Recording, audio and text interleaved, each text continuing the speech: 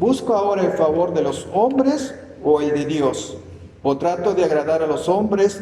Pues si todavía agradara a los hombres, no sería siervo de Cristo. Padre Celestial, Señor, en esta oportunidad nuevamente te pedimos que tú dirijas este momento, dirijas tu palabra y puedas, Señor,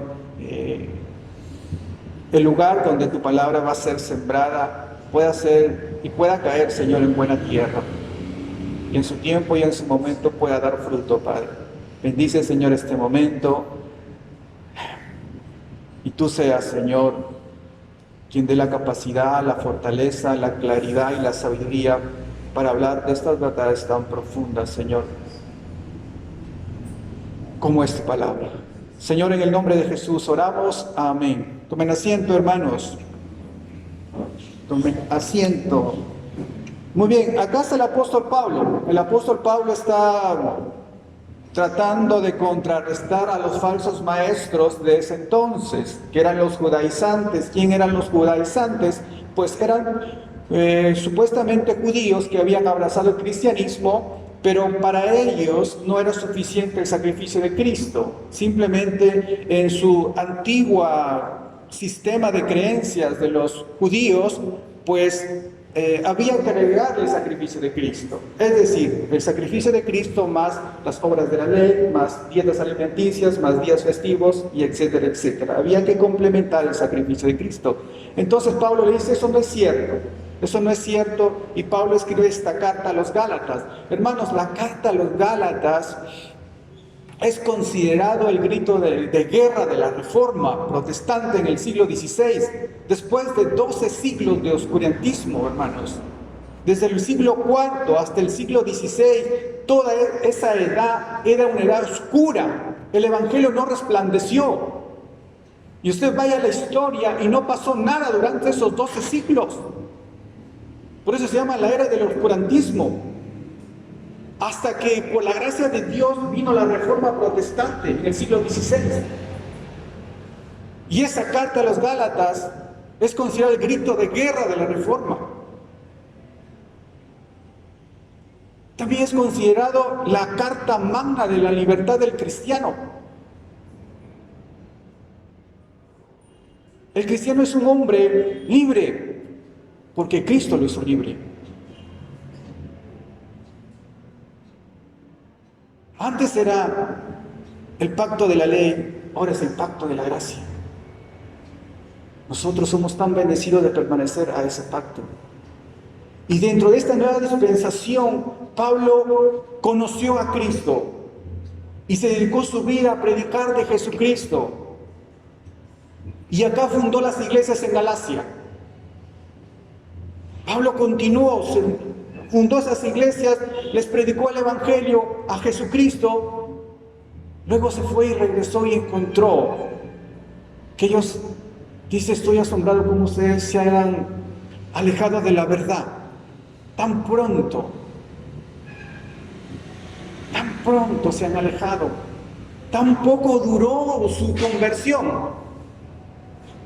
Bueno, cuando la Biblia dice, y uno hay que recordarlo una y otra vez, cuando la Biblia dice que muchos son los que son llamados, pero pocos son los escogidos, como el texto que hemos leído en Romanos capítulo 8, muchos profesan ser cristianos, pero sus acciones, su vida misma, dice todo lo contrario.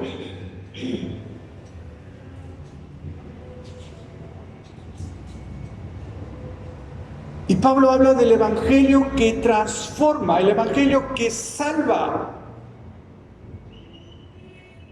el evangelio que coge una persona y te transforma y renueva tu mente, cambia las intenciones de tu corazón, y eso se ve en tu día a día. Y Pablo llega a la iglesia y dice, yo estoy asombrado de ustedes, ¿cómo es posible que se hayan alejado?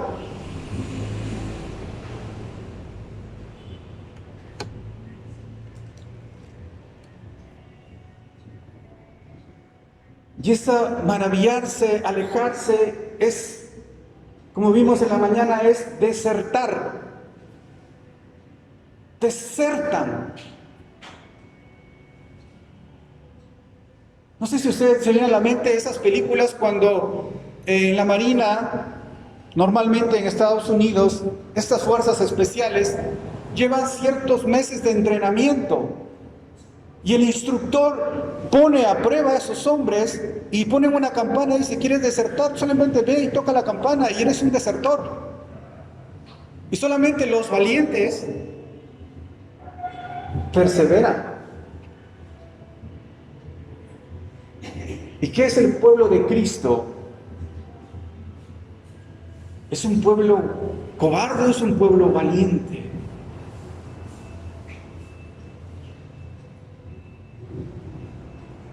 ¿Será posible que haya cristianos desertores?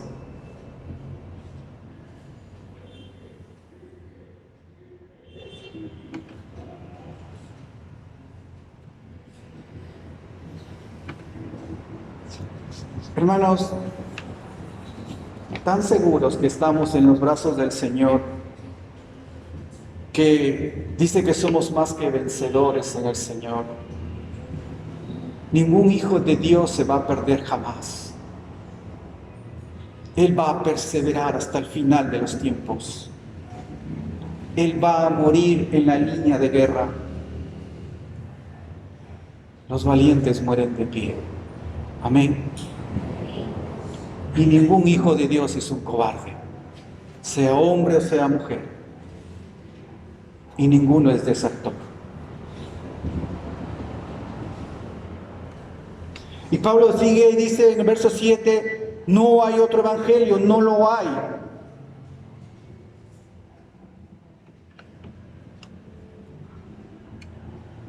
No hay otro medio, otro mediador, otro salvador. No lo hay. No hay otra buena noticia más que el evangelio que Cristo fundó en este mundo. Y luego pasa en los versos 8 y 9, dice la condenación de aquellos que anuncian un evangelio diferente. Mas si aún a vosotros un ángel del cielo os anunciare otro evangelio, dice que sea anatema. Más aún si yo, Pablo dice, les anuncio un evangelio diferente, sea también anatema. Y anatema es simplemente una persona maldita.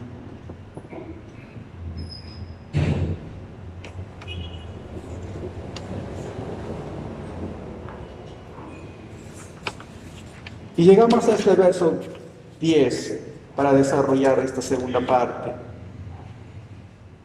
Dice acá nuevamente, pues busco ahora el favor de los hombres o el de Dios, o trato de agradar a los hombres, pues si todavía agradara a los hombres, no sería siervo de Cristo.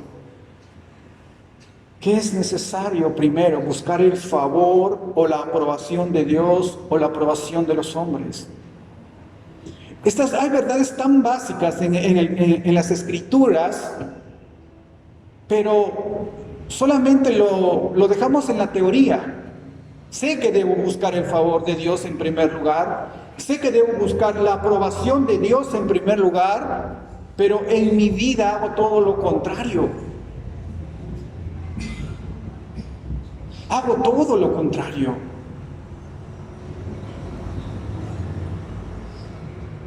Ahora Pablo dice, Pablo fue un hombre que experimentó mucho dolor, mucho sufrimiento. Pablo sufrió por la causa de Cristo.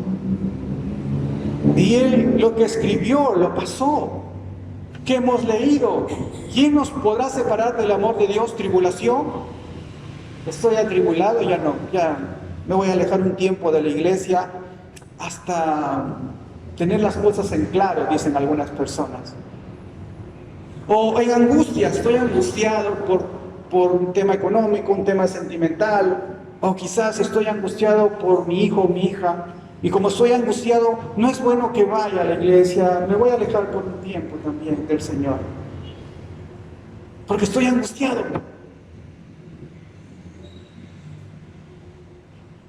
Desnudez, hambre, espada.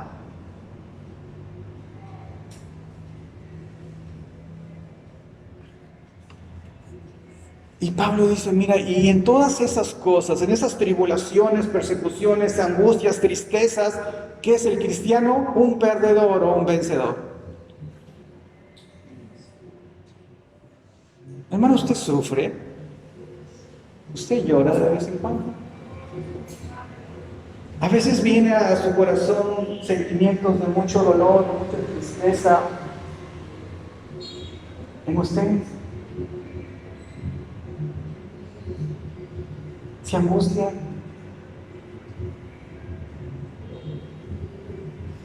Ha pasado esa línea de la cordura y usted pasa a ese límite.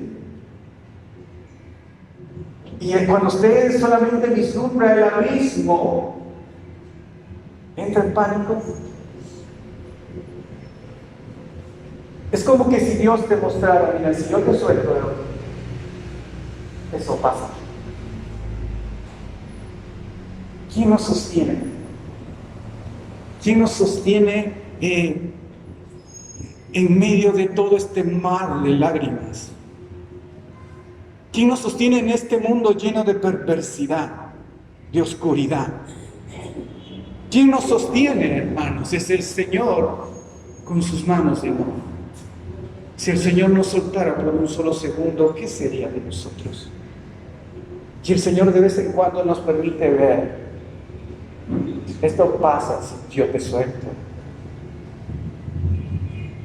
Y si el Señor nos suelta, entraríamos en un grado de desesperanza atroz. ¿Usted sabe por qué el infierno es infierno? Porque no estará la presencia de Dios ahí. No habrá ni siquiera su misericordia. Una ausencia total de Dios.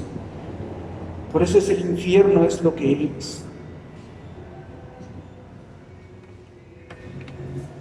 Pablo experimentó todo eso porque él simplemente dijo, ¿es que acaso debo yo buscar el favor de los hombres o de Dios en primer lugar? ¿O trato de agradar a los hombres? Pues si todavía agradara a los hombres, no sería siervo de Cristo. Y en otra parte Pablo dice, ¿es que acaso yo me he hecho su enemigo por decirle la verdad? ¿En cuántas ocasiones a usted, a su persona, por compartir de Cristo, ya no le han querido recibir otra vez? O le han mirado mal, le han cerrado la puerta, le han tratado mal. ¿Cuál era su fe y su confianza de Pablo, hermanos?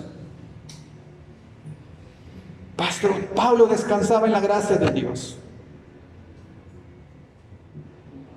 en la fe en el Señor. Solo Cristo, sola fe, sola Escritura y solamente para Dios la gloria. Todo lo que el hombre llegare a hacer es por la gracia de Dios.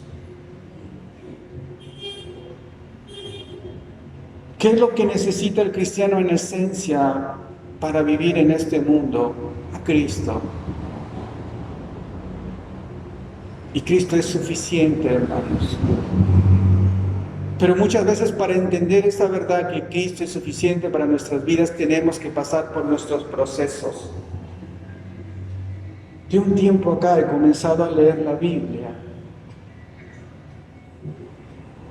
Y es más real en mi vida. Y el hermano dijo algo muy cierto.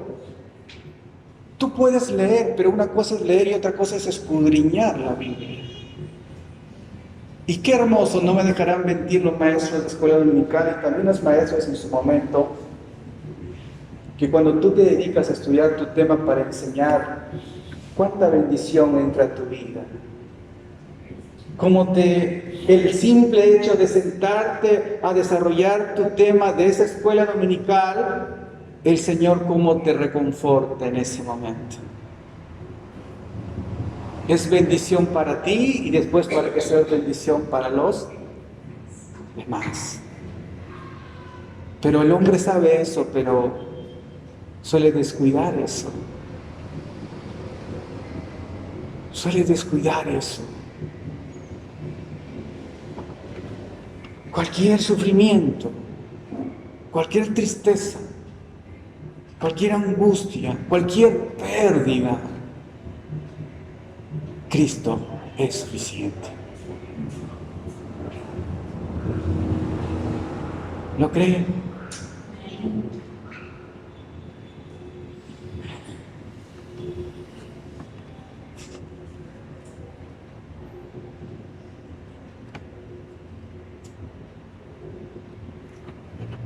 Nuestro compromiso es en primer lugar con Dios, después con los demás. Hermanos, Pablo se encargó, su prioridad era presentarse aprobado delante de Dios, antes que los hombres. Pero ahora,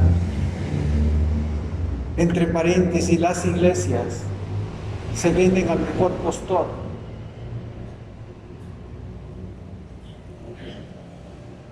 Como conversamos o mencionamos sobre las iglesias inclusivas, donde se acepta la ideología de género, donde se acepta a los homosexuales, donde se acepta a las lesbianas, y no se busca cambiarlos, simplemente se acepta tal cual como ellos vienen, con sus Biblias inclusivas. Y quiero darles otro ejemplo en esas Biblias inclusivas. En el nacimiento de Jesús, que narra Mateo capítulo 1, ¿recuerdan esa escena donde María es engendrada por el Espíritu Santo? Y José, su marido, dice que se entera, y como era un hombre justo y no quería avergonzarla a su esposa, decidió abandonarla secretamente. Y en ese proceso que José está por abandonar a María, ¿qué pasa? Se le aparece un ángel y que le dice: José, no temas, porque lo que está en María es producto del Espíritu Santo. Todos sabemos esa historia, la hemos leído y por más de 2000 años esa es la realidad. Pero estas Biblias inclusivas ponen ahí un punto, una referencia, un pie de página, y en ese pie de página, ¿saben lo que dice? Que he ahí una muestra de cómo Dios aprueba la diversidad sexual y la unión libre.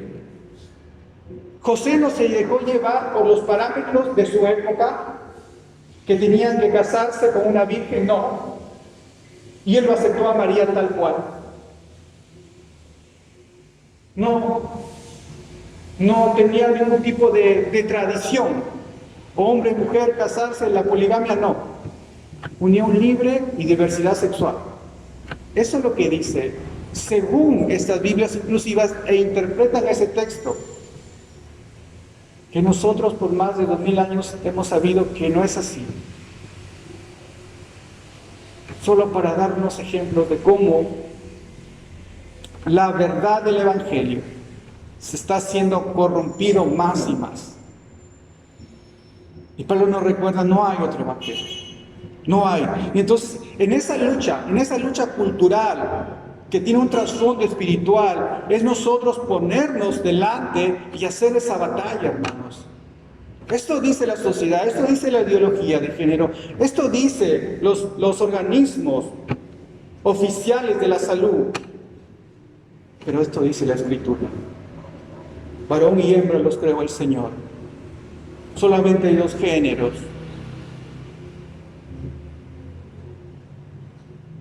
Y tu sexo tú no lo puedes cambiar. Que nadie tiene derecho a quitar la vida, más que aquel que la dio. Y usted haga eso, y verdad que tendrá una batalla terrible. Y es nuestro deber hacer. Hermanos, quiero ir cerrando este mensaje con algunas aplicaciones en cuanto a lo que hemos visto hasta ahora. Pablo está presentando y está recordando a la iglesia allá en Gálatas y nos recuerda a nosotros ahora que no hay otro evangelio, no hay otra verdad a conocer más el evangelio que Cristo fundó.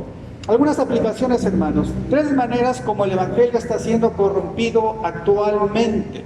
3 maneras, hermanos, como el evangelio está siendo corrompido. Primero, no importa lo que tú creas, mientras seas buena persona, una buena persona y una amorosa persona, entrarás al cielo. No importa. Tú sé buena gente, sé una persona que trata bien a los demás y con eso es suficiente. Ese es el evangelio que se predica muchas veces.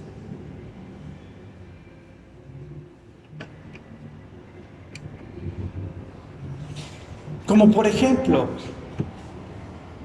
en este pleno siglo XXI, los católicos romanos, tú puedes obtener la salvación por medio de tus obras. Los adventistas dicen que si tú no guardas el día sábado, no puedes ser salvo. Y tienes que tener cierto tipo de dietas alimenticias, porque son carnes inmundas. No, pero no hables de eso, no hables de eso, porque eso no se hace. Y entonces, ¿cómo vas a detectar el error si no te enseñan la verdad?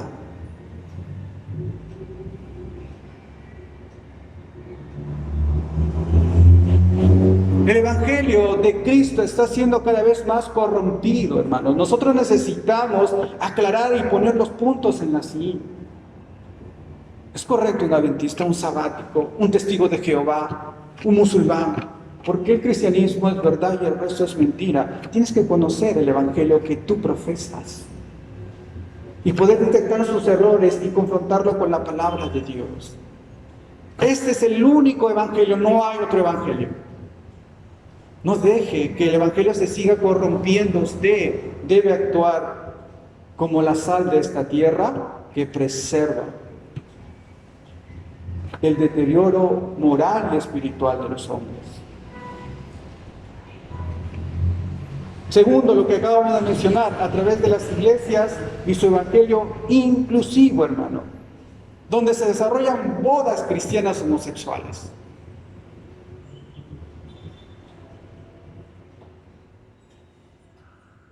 Porque dicen que Dios los ama tal cual.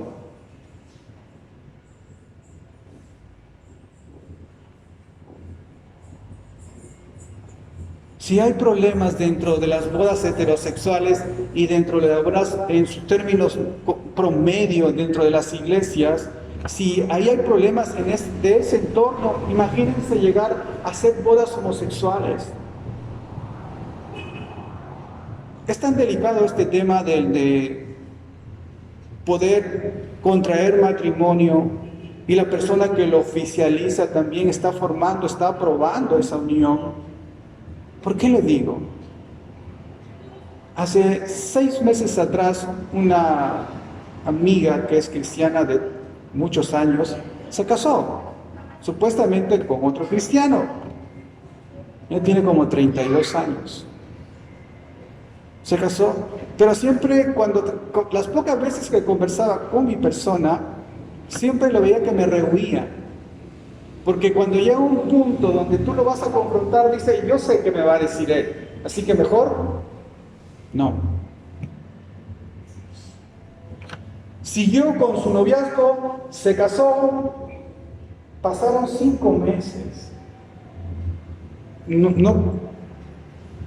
Me llamó por un tema, por un punto doctrinal para conversar.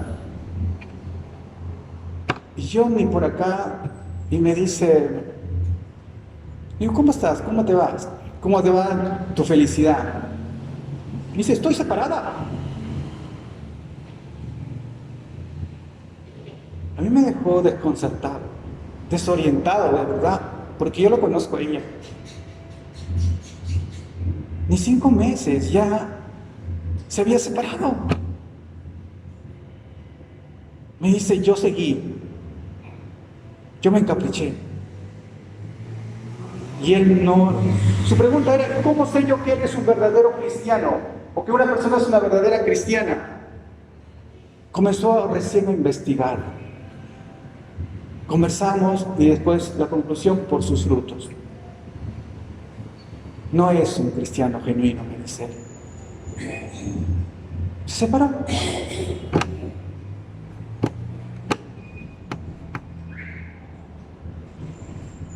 Me dio mucha tristeza.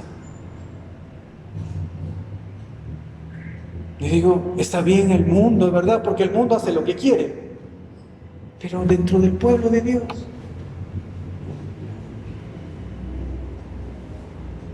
es el Señor quien está uniendo eso, ¿no?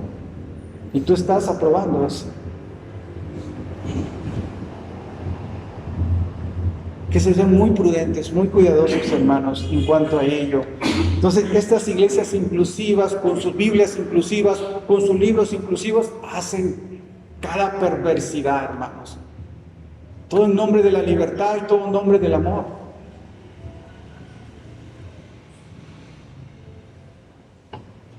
Y la tercera forma es las iglesias legalistas y su evangelio opresivo, hermanos.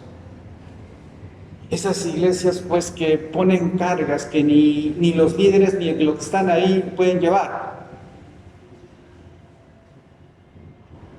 La mujer no debe arreglarse para nada, no debe cortarse el cabello para nada, debe vestir faldas hasta sus tobillos que no se vea nada. El hombre no debe afeitarse.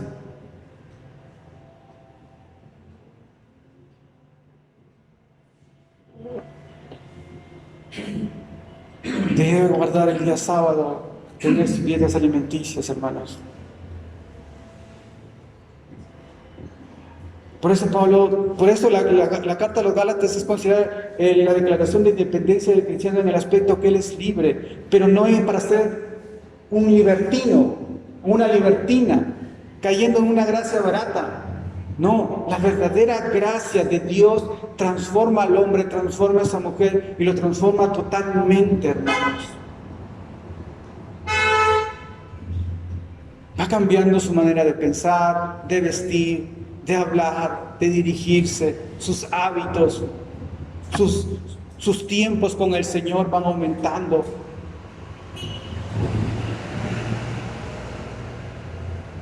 Pero hay iglesias opresoras, poniendo cargas sobre sus miembros que ni ellos mismos pueden llevar.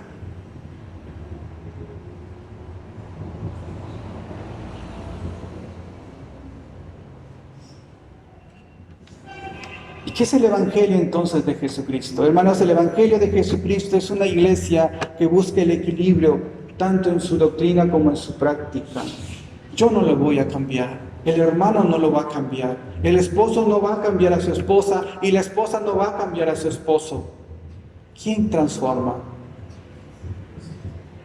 A través de la predicación de su palabra, hermanos. Yo aprendí esta verdad hace tiempo. Yo puedo aconsejarte, sentarme contigo, decirte y hablarte miles de maravillas, pero hasta ahí voy a llegar. ¿Sabe lo que funciona? Solamente predicar la palabra de Dios y que Dios haga su obra en ustedes. Ella te va a confrontar, ella te va a redarguir, ella te va a corregir. Y tú no tienes opción a reclamar, porque es Dios quien lo está haciendo. Amén. Así que, hermanos, ese es el Evangelio, el único Evangelio que cambia la vida de las personas y les da esperanza, hermanos. Voy a terminar con lo siguiente en cuanto a la vida del apóstol Pablo. En Filipenses capítulo 1, verso 21 dice: para mí el vivir es Cristo y el morir es ganancia. Ahora, tratemos de ir un poquito más allá de este texto y escudriñarlo, ¿no? ¿Qué significa esta primera parte? Para mí el vivir es Cristo. Tres cosas podemos considerar. Que Cristo es el principio de nuestra vida. Cuando Pablo perseguía a la iglesia, tuvo un inicio. Camino a Damasco se encontró con Cristo y eso fue un principio de su nueva vida. Totalmente Pablo fue transformado. Y así sucede con cada cristiano. Empieza una nueva vida, es un nuevo principio. Para mí el vivir es Cristo, para mí el principio de mi vida empezó con Jesucristo. Todo lo bueno que yo pueda ver en mí es producto de lo que Cristo ha hecho en mi vida. Y todo lo malo soy yo. Segundo, Cristo es el propósito de nuestra vida. Es nuestra prioridad. Cristo es el principio, pero también es el propósito del resto de nuestra vida. Vamos a buscar forjar nuestro carácter como el carácter de nuestro Salvador. Vamos a tratar de conocer a aquel Dios soberano y majestuoso que nos salvó un poco más a través de su Escritura, un poco más a través de nuestros tiempos de oración, un poco más compartiendo el Evangelio. Nos vamos a esforzar porque será Cristo el propósito de nuestra vida. Porque para mí el vivir es Cristo. Y tercer punto, porque Cristo es el gozo de nuestra vida. En este mundo de tristezas, hermanos, Cristo es el gozo de nuestra vida. Y para Pablo esa era una verdad. Para mí el vivir es Cristo. El principio de mi vida, el propósito de mi vida, el gozo de mi vida. El vivir es Cristo.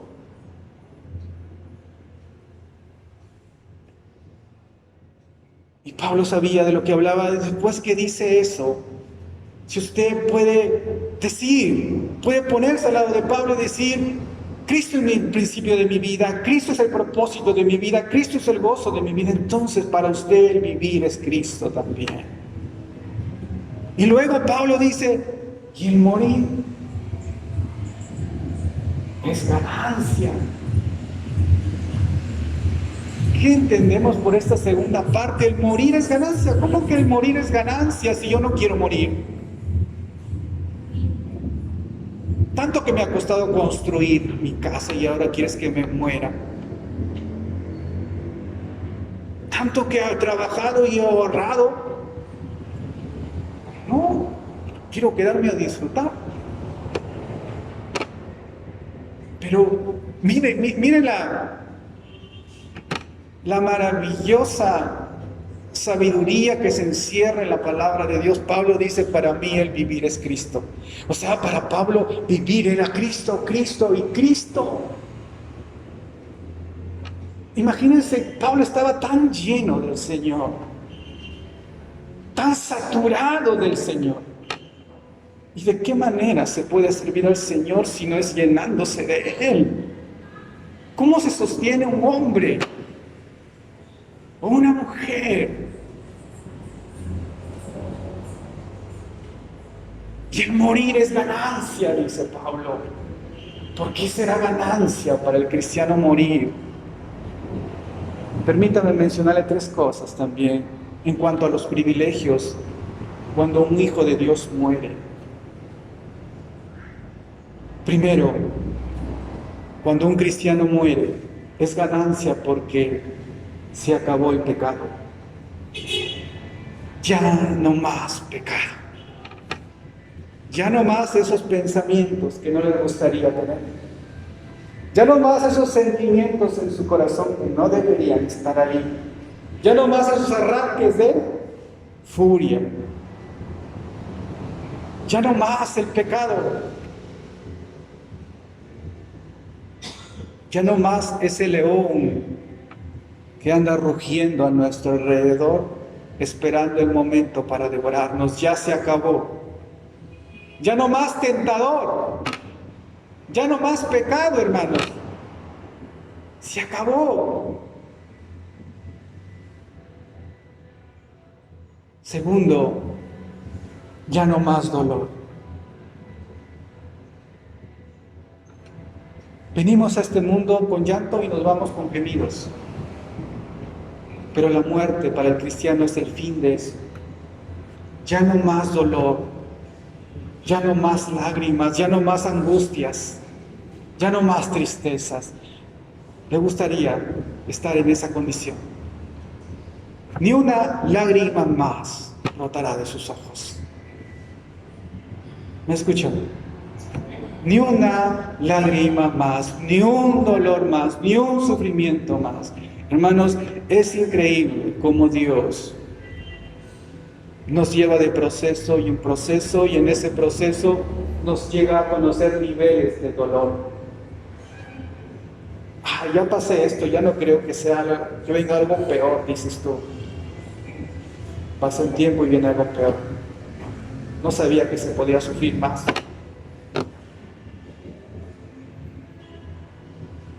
Ya no más. Miren, por eso Pablo decía, para mí el morir es ganancia. No más pecado, no más dolor. Y lo último, hermano, de todas las bendiciones que nosotros podemos encontrar en nuestra herencia incorruptible, inaccesible, allá en la eternidad, lo mejor de todo es que veremos a nuestro Dios en su majestad, en la hermosura de su santidad. A ese ser esplendoroso y todopoderoso. Lo veremos, hermanos. Y no solamente lo veremos, sino que experimentaremos su amor, su abrazo. Y en cuanto al amor de Dios, hace poco hay un video que se ha vuelto viralizado de un sacerdote satánico que ha llegado a conocer el amor de Dios. Y este sacerdote satánico es un sacerdote de Satanás. ¿Y cómo conoció al Señor? Porque simplemente dice que vino una mujer cristiana y lo abrazó a él, que yo era un monstruo, dice. Y lo abrazó, y cuando lo abrazó, le mostró un amor incondicional. Que él dice, yo toda mi vida, el hombre tiene como 50 años, nunca conocí el amor incondicional de nadie. Por eso me dediqué al satanismo. Y por primera vez en mi vida conocí el amor incondicional. Y en un proceso donde él enseñaba cómo hacer rituales para obtener más poder, porque también dentro de las iglesias satánicas hay rituales para que tú vayas ascendiendo. En uno de sus rituales dice que él tuvo una manifestación de Jesucristo y él le dijo, si tú eres Cristo, demuéstramelo. Y dice que en ese momento sintió como el amor de Cristo lo embargó y ese hombre se quiebra. Y solamente eso fue suficiente para que él dejara todo eso y ahora entregara su vida a Cristo. Solamente por el amor que sobrepasa todo el entendimiento que nosotros podemos entender, el amor de Dios, hermanos. Y ese pedacito de cielo que ese hombre experimentó, bastó para sacarlo de esas tinieblas tan oscuras que estaba. Y ese amor tan pequeñito lo vamos nosotros a experimentar, pero en su magnitud que Él determine en ese momento. Conoceremos el amor de Dios en la porción que no conocemos ahora. Es algo es algo indescriptible. No podemos tener idea del amor de Dios. Tenemos la idea del amor de una madre cuando te abraza, de un padre cuando te abraza, de tu hijo o tu nieto cuando te abraza, de la persona que amas cuando te abraza. Es bonito, se siente bien, reconforta. Ahora el amor de Dios. Por eso Pablo dice, mire, para mí el vivir es Cristo y el morir es ganancia.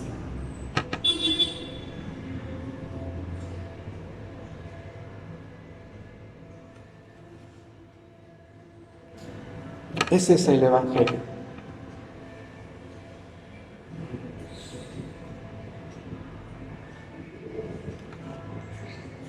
¿Le produce algún gozo el saber que le espera una patria tan hermosa?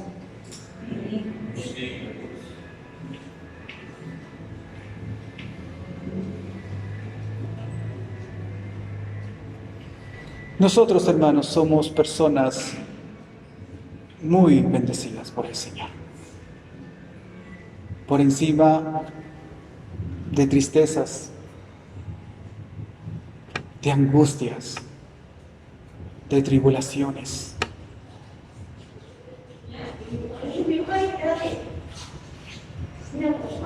Que Dios nos ayude a poder conocerlo un poquito más.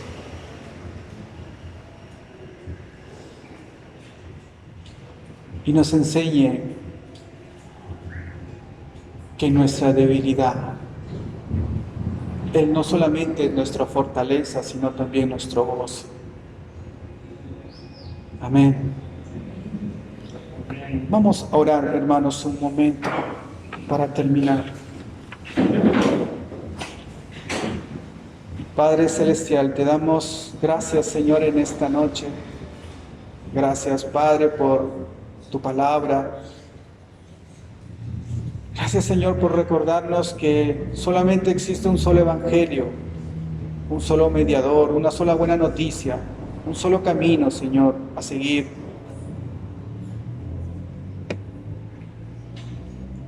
Que la salvación tan grande que tú nos has dado como hijos tuyos, nos diste por el puro afecto de tu voluntad, por tu gracia, Señor, divina.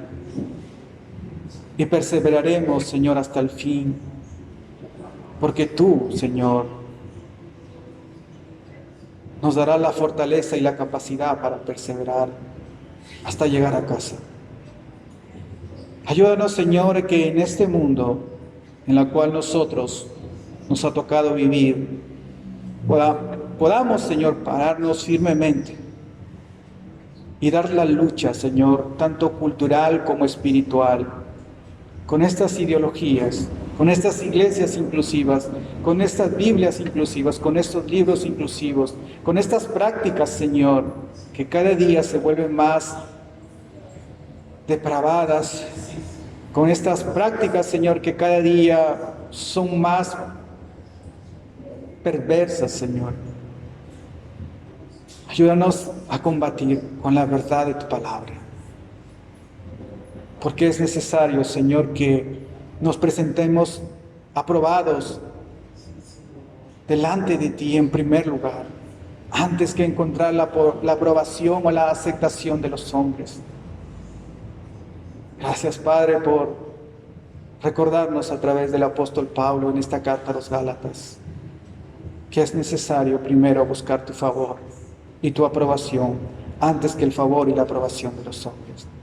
Gracias por cada uno de mis hermanos, Señor. Tú sigas obrando en sus vidas, sigas dándoles fortaleza y claridad, Señor, de entendimiento. Padre, gracias te damos en el nombre de Jesús. Amén.